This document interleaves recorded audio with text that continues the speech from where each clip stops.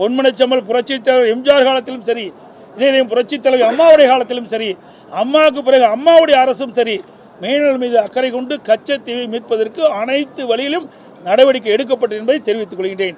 ஆனால் திராவிட முன்னேற்ற கழகம் 16 ஆண்டு காலம் மத்தியிலே ஆட்சி அதிகாரத்தில் இருந்து அதை பயன்படுத்தாமல் தன்னுடைய குடும்பம்தான் முக்கியம், குடும்பத்திற்கு அதிகாரம் வேணும், ஆட்சி அதிகாரத்தில் வேணும், அதைத்தான் பார்த்தாங்களே ஒழிய தமிழ்நாட்டுக்கிட்ட மீனவர்களை பற்றி கவலைப்படவில்லை. உண்மையிலேயே கவலைப்பட்டிருந்தால் ஆட்சி அதிகாரம் இருக்கும் போதே இதற்கு ஒரு முடிவு கட்டி இந்த கச்சத்தீர்வை மீட்டெடுத்திருக்கலாம். 2011 அம்மா ஒரு தீர்மானம் கொண்டாடுறாங்க, புரியுதுங்களா? அப்போ தீர்மானத்தில் தெளிவுபடுத்துகிறாங்க. அப்போ அழகாக அவர்கள் பேசுகின்ற பொழுது அழகாக தெரிவிக்கின்றார்கள்.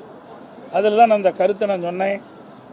இன்றைக்கு மத்தியிலே 2011 அம்மா பேசுது, மத்தியில் யார் ஆட்சிக்கு வந்தாலும் எத்தனை முறை கடிதம் எழுதினாலும் அதுக்கு எந்த பலனும் இல்லை.